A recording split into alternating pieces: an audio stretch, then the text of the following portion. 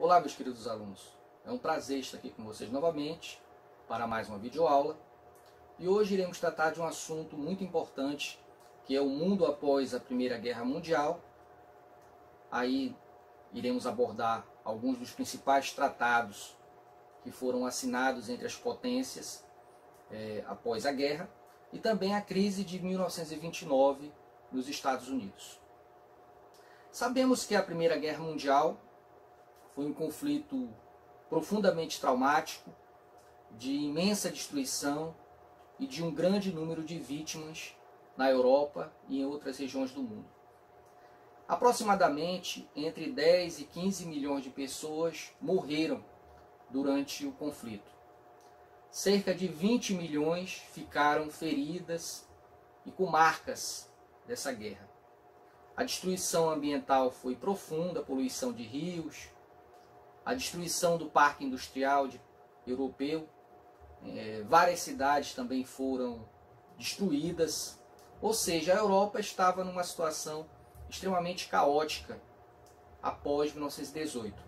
A guerra foi finalizada a partir da assinatura do armistício de Copenhague entre lideranças alemães e da Tríplice Entente. Foi assinada num vagão de um trem. E a derrota alemã, ocorrida particularmente com a entrada dos Estados Unidos no conflito, em 1917, foi extremamente traumática para os alemães, como nós vamos ver ao longo desta nossa videoaula. Em 1919, foi organizada a Conferência de Paris. Nessa conferência de paz, entre aspas, reuniram-se representantes de 32 países, inclusive do Brasil. Mas quem estava na verdade decidindo as ações que seriam tomadas, foram evidentemente os líderes das principais potências envolvidas. No caso, o primeiro-ministro da Inglaterra, Lloyd George, o primeiro-ministro da França, Georges Clemenceau, e o presidente dos Estados Unidos, Woodrow Wilson. Esses eram os principais expoentes, digamos assim, que procuravam tomar as ações, as decisões finais nesta conferência. Wilson, presidente dos Estados Unidos, desejava uma paz sem humilhações, ou seja, um acordo onde os derrotados não fossem humilhados, não fossem despojados. Para isso foi organizado os chamados 14 pontos de Wilson, como ficaram conhecidos, que eram medidas que visavam uma paz sem humilhações, sem, digamos assim, discrepâncias em relação aos perdedores do conflito. Os países da Tríplice Aliança, mais especificamente falando, Alemanha e Áustria. Contudo, os representantes da Inglaterra e da França não desejavam dessa forma. Os representantes dos governos inglês e francês queriam uma humilhação, queriam que a Alemanha e a Áustria fossem exemplarmente humilhadas, fossem despojadas após a derrota na Primeira Guerra Mundial. Para isso, acabou prevalecendo a tese desses países e foi assinado o chamado Tratado de Versalhes, em 1919. Através desse tratado, a Alemanha foi humilhada, a Alemanha foi obrigada a pagar uma indenização bilionária, perdeu seus equipamentos de guerra, navios, tanques, todos os equipamentos que restavam foram confiscados. O exército alemão foi reduzido a até 100 mil homens, no máximo 100 mil homens. A Alemanha perdeu territórios, como as regiões de Alsácia e Lorena, que haviam sido conquistados pelos alemães no processo na Guerra de Unificação, na Guerra Franco-Prussiana, finalizada em 1871. A Alemanha também perdeu parte de seu território para regiões da Polônia, foi estabelecido o chamado Corredor Polonês. Ou seja, a Alemanha foi despojada, foi humilhada.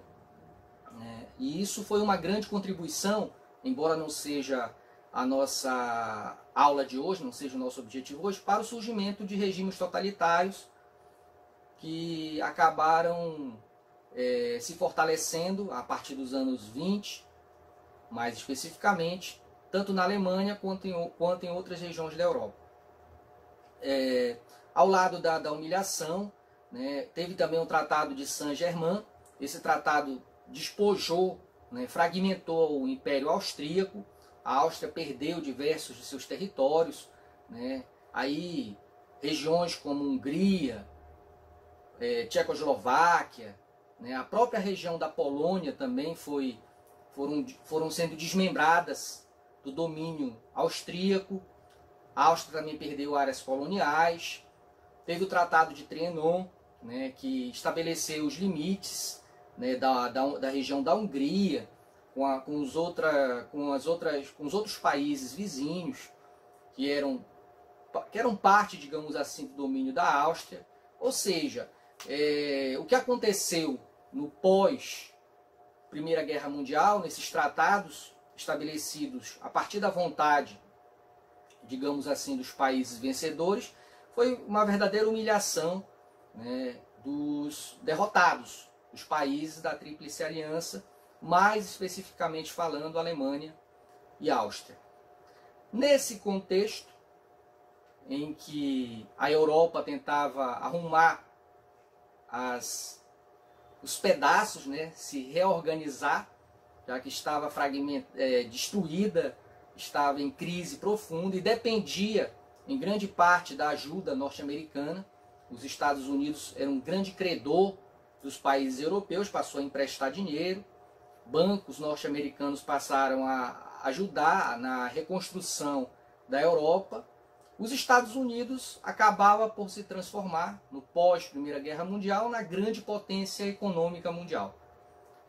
Os Estados Unidos, que haviam se destacado já do conflito, tornavam-se a grande potência do capitalismo mundial já no pós-Primeira Guerra. Ou seja, os anos 20, o início dos anos 20 nos Estados Unidos foram de prosperidade, em que os Estados Unidos transformava-se ou consolidava a sua condição de maior economia do mundo.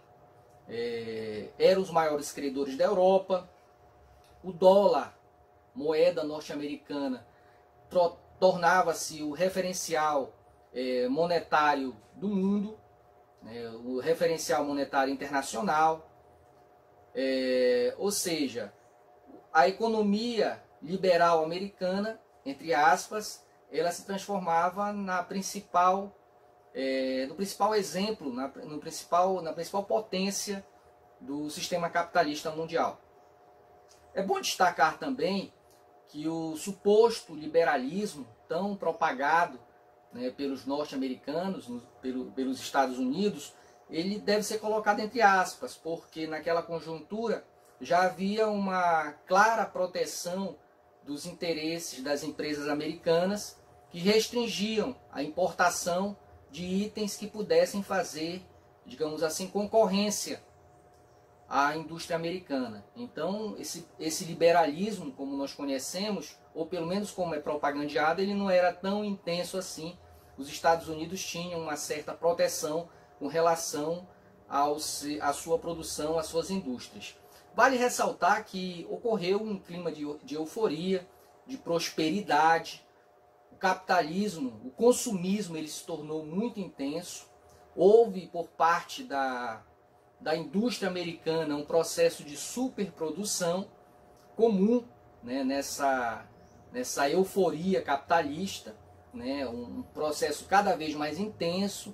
É bom destacar que nos sistemas capitalistas, até para uma forma de sobrevivência do próprio sistema, as empresas têm que se modernizarem, têm que produzirem com máquinas cada vez mais modernas, e isso faz através de capital. É necessário que eles tenham também um acúmulo de mais-valia cada vez mais intenso, necessário para que eles consigam se modernizar, digamos assim. E esse acúmulo de mais-valia ele se dá principalmente a partir da expansão dos mercados, da exploração cada vez maior dos trabalhadores e da modernização do parque industrial.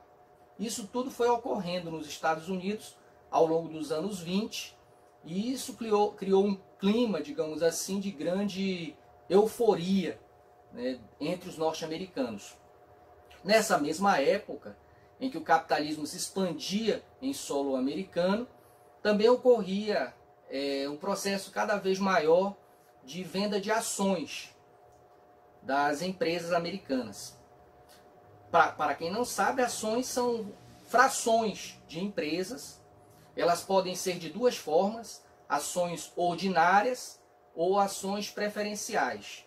Nas ações ordinárias, a pessoa que compra as ações, ela tem tanto o direito de lucrar, caso essas ações, digamos assim, sejam valorizadas, como também pode, dependendo da quantidade de ações que ela tenha, interferir, né, no processo de escolha da direção da empresa.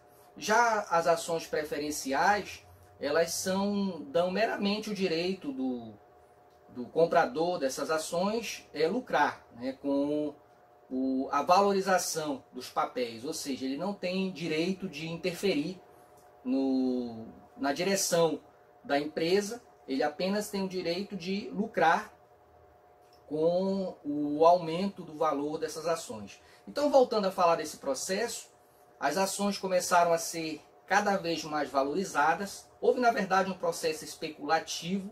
Muita gente passou a comprar ações para revendê-las por um preço mais alto, visando obter um lucro. Isso foi gerando uma espécie de bolha, né? Essa bolha foi crescendo.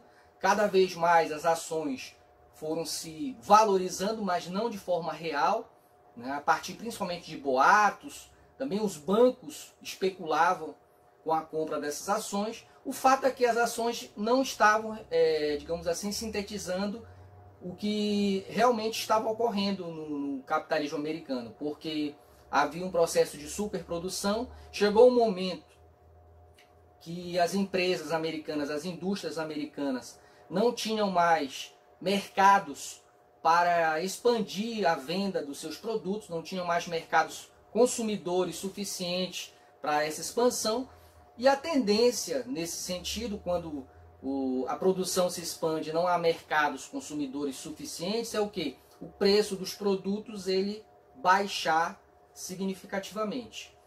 Ocorre que o preço dos produtos foi baixando, isso já no final dos anos 20, mas as ações, devido à questão especulativa, elas continuaram no processo de alta. Isso até 1929. Em 1929, mais especificamente no dia 24 de outubro, ocorreu a chamada Quinta-feira Negra, em 1929, com a desvalorização rápida das ações. Os bancos ainda interviram nesse dia, compraram papéis para tentar manter os preços elevados das ações, mas alguns dias depois, no dia 28, numa segunda-feira, não teve mais jeito, as ações tiveram uma queda absurda, os bancos americanos não interviram mais e aí houve uma crise profunda. Para vocês terem uma ideia, a perda em recursos do capital americano foi aproximadamente de 74 bilhões de dólares em coisa de alguns poucos dias, né? Ou seja, houve uma crise profunda no capitalismo americano e depois mundial, gerando miséria, gerando desemprego. Milhares de pessoas que estavam ricas com a posse de ações ficaram de imediato num quadro de miséria, porque as ações não passaram a não valer absolutamente nada, né? A crise foi se espalhando por outros países, chegou na Europa, porque os Estados Unidos eram grandes credores dos europeus no pós-guerra e passaram a recolher esses recursos, né? Os europeus não tinham mais os investimentos, né, os empréstimos norte-americanos, e aí a Europa também entrou em crise, hiperinflação em algumas regiões, como a exemplo da Alemanha, ou seja, a crise se aprofundou em várias regiões da Europa, gerando também miséria e desemprego. No Brasil, houve também um efeito direto desse dominó, digamos assim, porque o Brasil era um grande exportador de café para os Estados Unidos e também para países europeus, e com a crise houve uma diminuição drástica dessa compra de café brasileiro, e a produção de café, que era a base da economia do país naquele contexto, entrou em crise. Houve até um processo de queima sistemática de sacas de café para tentar conter essa crise. Mas isso não ocorreu só no Brasil. É bom destacar que na Argentina houve também o abate de milhares de cabeças de gado.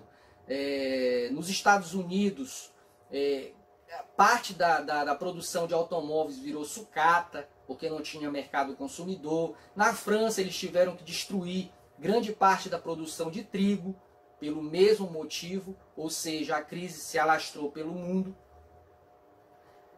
Mas a partir do início dos anos 30, o governo americano assume a presidência dos Estados Unidos, Franklin Delano Roosevelt, que governou os Estados Unidos desde o início dos anos 30 até 1945. Foi eleito para 4 mandatos sucessivos. Morreu no último deles, logo no finalzinho da Segunda Guerra Mundial, em 1945. Só que o Roosevelt foi o grande responsável, digamos assim,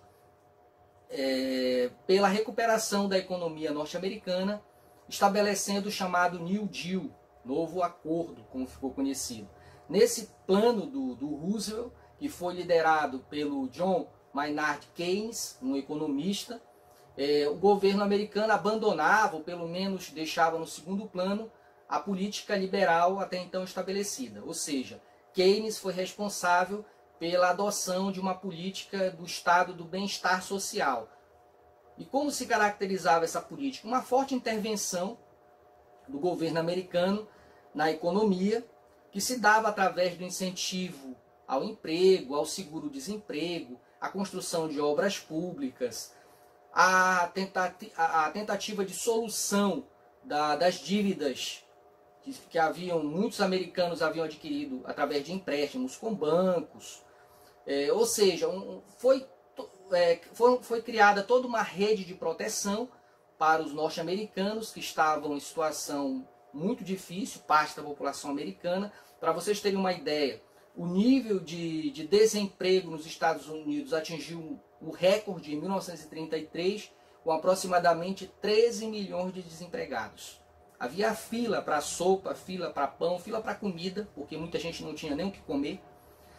13 milhões de desempregados, num quadro de 48 milhões de pessoas que trabalhavam assim ativamente nos Estados Unidos. Para vocês terem uma ideia, 27% aproximadamente dos norte-americanos ficaram desempregados nesse contexto, e foi a maior crise capitalista ocorrida no século XX, sem dúvida nenhuma. Teve uma outra crise. O capitalismo ele é caracterizado por ciclos, crises cíclicas. Uma grande crise em 1873, mas essa de 1929, ela foi muito mais profunda, gerou danos na economia americana e mundial significativos, um desemprego assustador, e o governo americano, com Roosevelt, ele passou a adotar, através do New Deal, uma série de medidas, como eu já falei para vocês, de proteção ao emprego, auxílio aos trabalhadores, apoio aos sindicatos. No primeiro momento, o empresariado americano ficou temeroso das ações do Roosevelt, até foi chamado de comunista na época, porque adotou certas medidas de proteção aos trabalhadores e tudo mais, mas depois parte da burguesia americana acabou entendendo que era uma medida necessária para salvar o próprio sistema capitalista norte-americano que estava em crise. O fato é que no final dos anos 30, praticamente uma década depois das ações do Roosevelt, a economia americana acabou se recuperando e o capitalismo voltou a se fortalecer novamente já no início dos anos 40. Mas temos aí nesse mesmo contexto, também o início da Segunda Guerra Mundial. Contudo, isso já é uma outra temática, uma outra videoaula. Muito obrigado pela atenção e até a próxima.